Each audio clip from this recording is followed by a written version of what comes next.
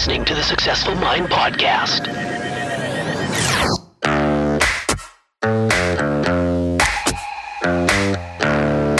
Successful people learn how to make their minds work for them.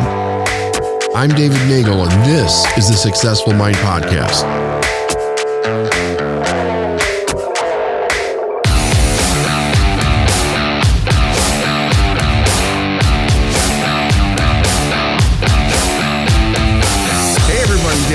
Welcome to another episode of the Successful Mind Podcast.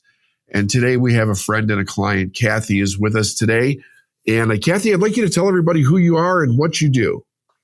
So I am Kathy Nunnally Anemogiannis. I married a Greek, got that big long last name. Anemogiannis. Now you speak Greek.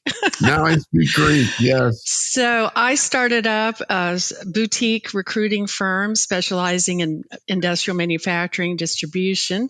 We have a small team, fully remote.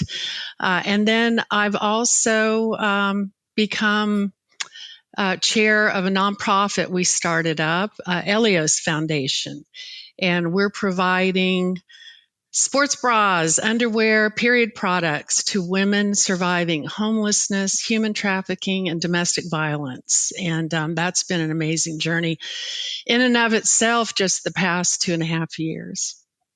How do you spell Eleos Foundation? How do you spell that? Eleos. Eleos. So we started that in memory of our daughter, Athena.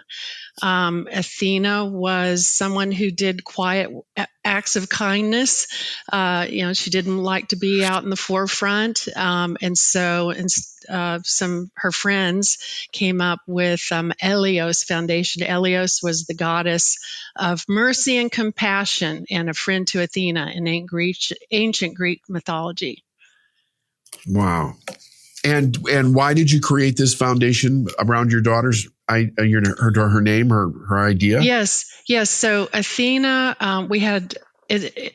It hasn't even been 3 years, David. We'll have her 3-year memorial this month on July 20th, and in the wake of that devastating loss, her boyfriend, her friends let us know what she was quietly up to, and what she was doing was packaging period products for women that she would encounter at gas stations in downtown Decatur, which is a small enclave here in Atlanta area. And so she wouldn't give them money, but she would give them, essential hygiene products. And so, honestly, in the beginning, it was a way for us to channel our grief because it was a profound loss and very unexpected. And then the way the universe operates, it was remarkable, the unfolding. And from those modest efforts, just handing out bags on the streets like Athena was doing, we're now serving, at this point, 38 women's shelters across the entire state of Georgia. And that's only in like 2 years. That's fantastic. Yeah. And we feel like she's part of that unfolding. And it is that thing, whether it's, business or the nonprofit, just people showing up at the right time with the right resources or the answers. So yeah, I'm really touched with being a part of that, and so grateful for her friends telling us about that, and everyone just coming together and serving. And it's that principle, David, that you remind us of, that principle of more life. So to think that on the other side of such a devastating loss, that that this is providing life and hope and resources to hundreds, if not thousands, of women per year here across Georgia. Yeah, exactly. I mean, you know this, not necessarily everybody that's going to be listening to the show knows this, but I had some profound experiences with the homeless as a teenager. in Chicago. And I was hanging out downtown with a girlfriend. She worked down there, and I would go down there and have lunch with her, like in the summertime. And then, I would wait for her to get off work, and then we would go home. And I would walk around, just, walking around, killing time, seeing the sights, that type of thing. And Chicago had a significant homeless problem. They basically always have. And one day I was just kind of sitting there watching these people. And I happened to notice the people walking past them and the reaction or non-reaction that they would have when they would walk past homeless people. And I became very fascinated with the human behavior side of this. And I spent a couple of years down there in my own time, like part-time, watching them, talking to them, observing the way people observed them. And what's interesting about that is that, some people give, some people don't, some people don't care, some people can't deal with their own embarrassment of observing somebody in that situation, all kinds of different things. But it's kind of like, I wonder how many people, when they see somebody in that type of a situation, think to themselves, I wonder what they need for hygiene. Like, what could I actually get? Because most people, if you've lived anywhere near a city, most people have been hit on for money or something like that. Right. I remember one time I was at a restaurant in downtown Chicago with my family, and we were, for whatever reason, everybody was going in at the same time, so there were reservations and that type of thing. And a guy came up to me and he asked me for some money, and I gave him the money. And somebody said to me, "You shouldn't have done that, because he's just going to go to the liquor store and buy alcohol with it." And so I followed the guy, and that's exactly what he did. He went right into the liquor store and bought alcohol with it. And since then, I've watched many people say, well, I'll buy you a sandwich, or I'll buy you some clothes, or I'll get you something that you need, but I'm not just going to give you cash to go buy alcohol or drugs, with this. How is what the Eleos Foundation provides, how is it received on the street? So, I'll share a story. Athena's boyfriend, Jason, we have this whole brigade. Everybody has these bags in their cars. In addition to, we're shipping hundreds and hundreds of dollars of bulk materials to shelters in remote, in rural Georgia, South Georgia. So this is the bags are just what we're doing in Metro Atlanta. But Jason tells a story of being at a gas station and someone really a woman pestering him for money. And he said, I don't have money to give you. I have this. I don't want anything. I want money. So he said, well, just take this, see what you think. And she took her bag, walked across the parking lot, sat down, opened it, and he looked back over at her, and she just not. That's fascinating. Yeah. Yeah. Yeah. And then the letters and the notes that we get from the domestic violence shelters that we're serving, messages like, what a difference, a new pair of underwear makes. What a difference that these products that are very costly allows them to devote their resources to their programs. So counseling, jobs training, temporary housing, et cetera. So we're taking care of a baseline of need so that they can stabilize and, go on to thrive, hopefully. Yeah, absolutely. I mean, how difficult is it to work through whatever they have to work through to try to get better if they have to even worry about their own hygiene every day? The basics for life are not there for them. So I congratulate you and everybody for doing that, and your daughter for starting that idea. Like, what great insight she must have had. Instead, because I guess that's kind of the point in you telling my story. is like people look at them and they don't think to themselves, what does this person really need? But your daughter had that insight, like, oh my God, these people, they're about doing this, that, and the other, but here's probably what they need more than anything else. And she comes up with this idea.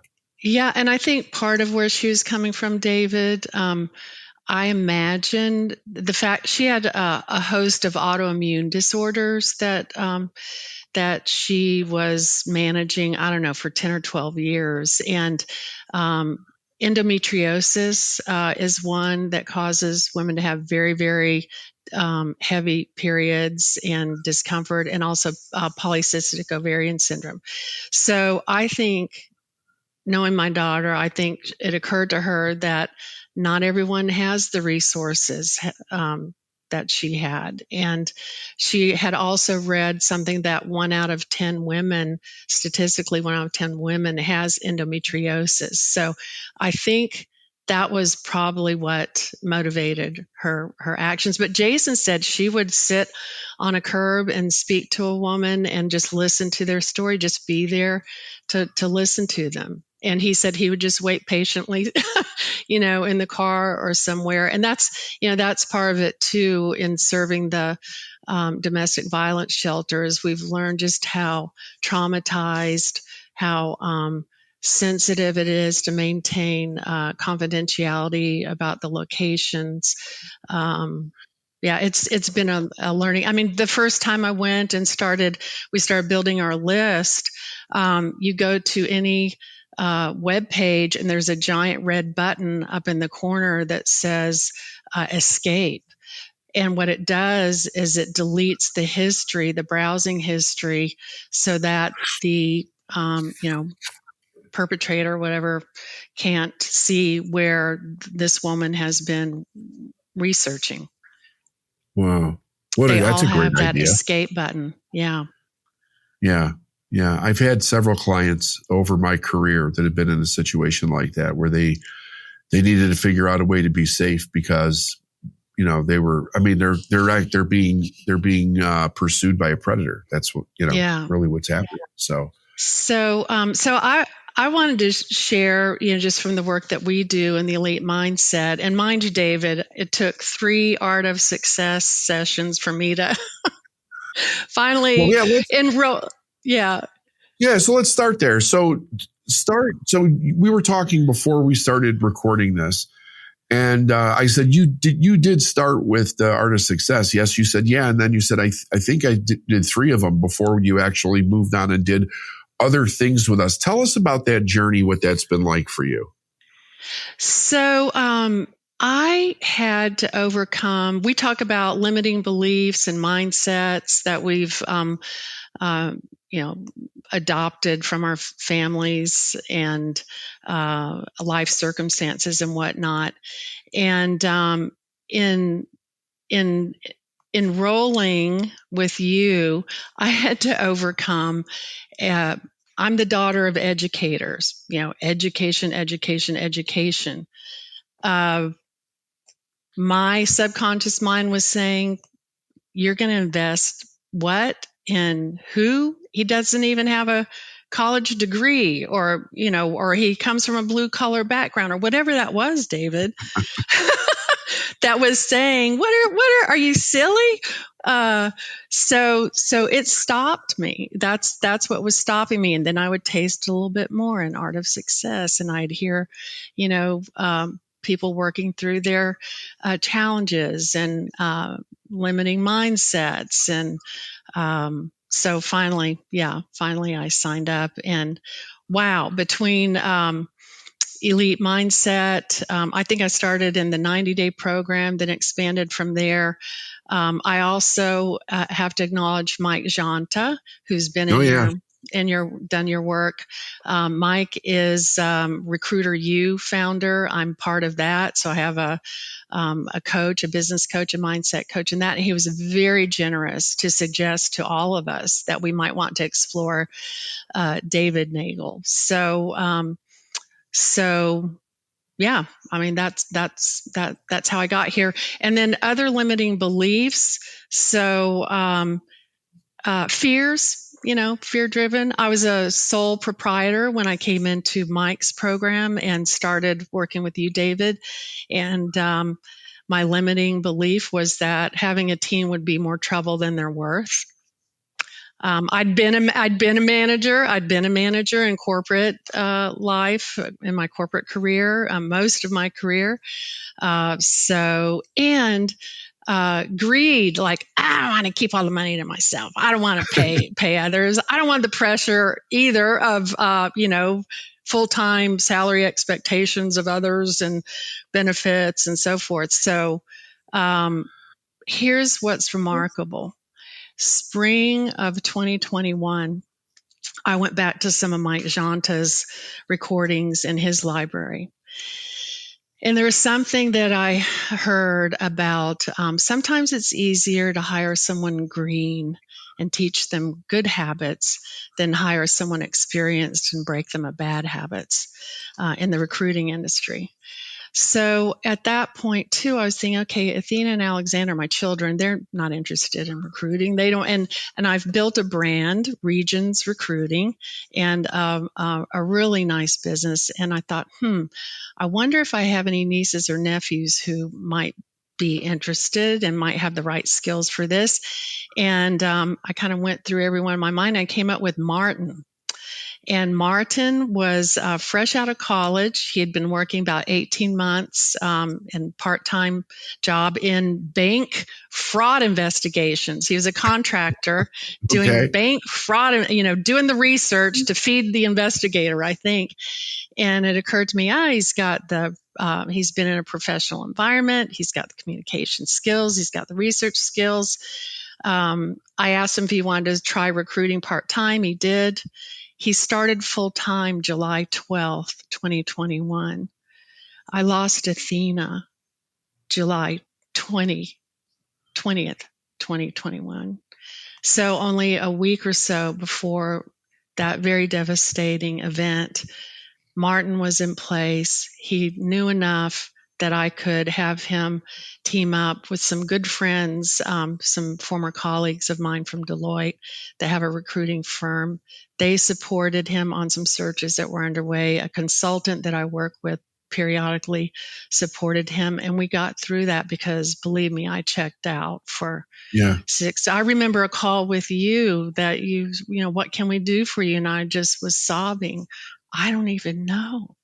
I don't know what you can do. It was deep, raw grief at that point. And I had hired someone as green as he was who could sustain the business until I could come back into it. That and the generosity of my friends. Yeah. Yeah. So, it's great to have good people around you. Yeah. And then I hired another recruiter. I had to persist. My spirit was telling me. So I look, I find a lot of folks in recruiting. We find them on LinkedIn. And there was a young woman, another freshly minted graduate, Emma, who had, I saw her profile. And I don't know, sometimes you get these impressions and impulses, and it feels right, and they're the one. And I talked with some other potential team members, and so we still joke about that, how she ignored me for a while when I came back like the third time. And she's wonderful. And then we added Nicole just this past fall. So we're a team of 4 now. And I started it with that limiting belief to more trouble than they're worth. My gosh, the business is triple what it was. Good hires. When I was on my own. Yeah, good hires. What has been, outside of the tragic loss of your daughter, what's been the biggest obstacle for you from a business success perspective? The biggest obstacle from a business perspective. So, the reluctance to hire, the reluctance to delegate in the beginning. Okay. The business just keeps expanding and growing, multiplying. In the beginning, of course, fear of sales calls. Fear of sales calls. Fear of sales calls, yeah. So understanding through the work with you that, subconscious didn't even want me to go there. Yeah. But understanding through the work we do with you that it's nothing but an opportunity to provide a service, and you're having conversations to see what people really need. And it may not be you, could be another resource they need, could be they don't need anything at the time, but just being in conversation and seeing where we can be of service. Yeah. I've been teaching salespeople for a long time, and I don't even take credit for this because this is what my mentor taught me. He was like, help everybody. Just go out there. Stop thinking about going out there and getting a sale. Go out there and help. And the universe will send you back everything you could possibly want, And I'm very grateful that I learned that information before I started my company almost 26 years ago now. But I watch people when they come to us, and I see that, can you please just show me how I could get, we just need to get this money or hit this payroll or make this mark or live this dream or whatever. And when you tell them to stop trying to get and go out there and give, you get that blank deer in the headlights kind of a look in their eye. And generally, if they stick with it, they'll come around. But then they go, I can't believe how much things actually change in our business and the results that we're getting based on that simple idea of just flipping it. Instead of going out there and trying to get some money every day or get a client every day, we're going out there and trying to help people every day. How can I serve? The other piece I'm remembering, David, I gave you helped me give up competition. I have a master's degree in economics, supply, demand, competition, know the competition, study the competition. I'm a very competitive person to begin with. I played, decades of competitive tennis and other sports when I was young. I come from a very competitive family, and I have given up competition, and I don't worry about it. And my gosh, how freeing that is, not to worry about the competition. Strive for excellence in what we do, in our niche. Be of service. We do a lot with executives in transition. So we're always paid by the hiring organization. We're retained, engaged recruiters. And there are plenty of people in transition who'll be referred to us. And we work with them. We do marketing campaigns, featuring their skill sets out to blast that out to our clients and prospects. And there a lot of times they'll say, what do I owe you for this? I mean, this is amazing. I love this email campaign you're about to do for me. What do I owe? Nothing. I said, this is our greater good. And it's a win-win. We're enhancing the probability of you being in the right place at the right time with someone who has a need. We're showing the caliber of talent we work with. And we feel good about doing this for you. That's one of the number one stress relieving ideas that I think is out there. Quit competing with everybody else and just go be the best that you can. But you're right. It's so ingrained in the educational system. I was very competitive as a younger man myself, but I didn't, in fun things like, in sports or fishing or something, like in fun stuff. But I found in business, I hated it. I did not want to compete with anybody. I just wanted to do things in a way that brought great enjoyment to me. And I think most people are like that if they give up the idea of competition. Yes. Yeah. It's very liberating. Very. So where are you going from here? Where are you going from here with your business and with the foundation? That is a great question. We have a planning meeting. So we had our first ever fundraiser for Eleos Foundation in April. And It was remarkably successful. We exceeded our target of $50,000. The mayor of Atlanta showed up along with some of his family members. Really wonderful representation from some of the small business owners in Atlanta. And we weren't even advertising it. It was just through the boards network and the Atlanta Women's Club.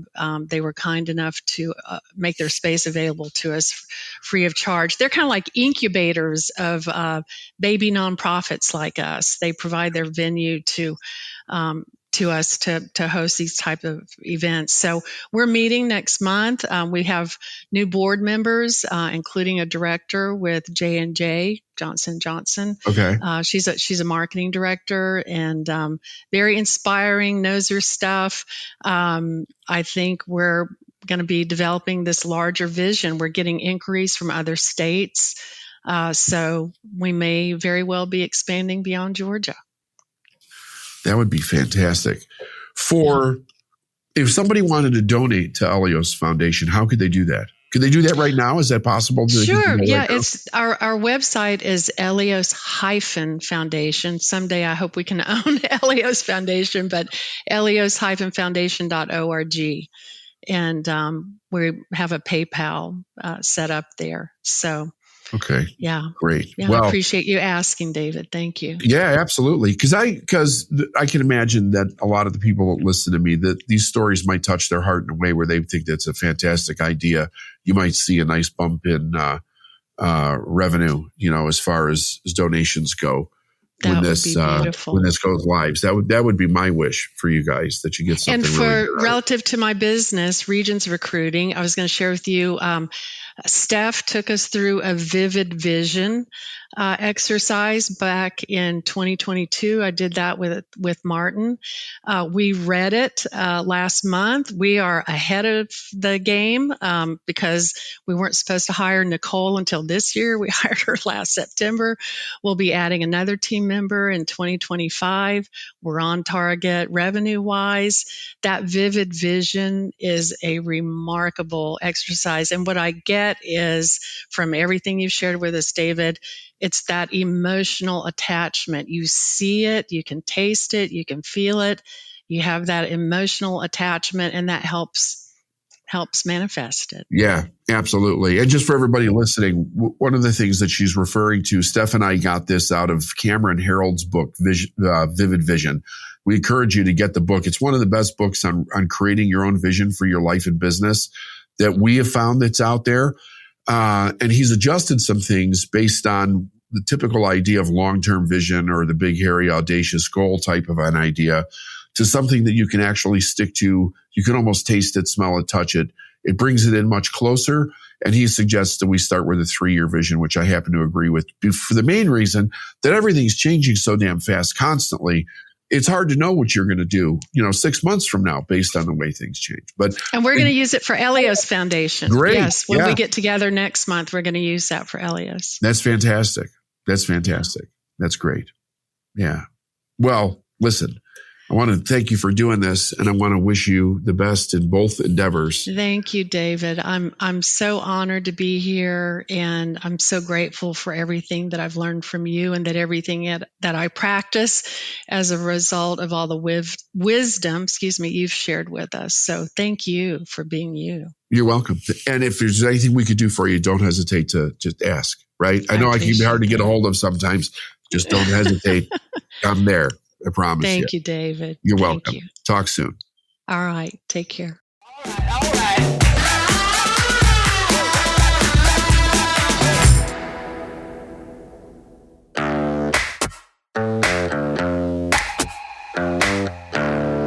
Thanks for listening to the Successful Mind Podcast. If you like what you heard and you want to learn more, go to lifeisnowinc.com. I'll see you next week.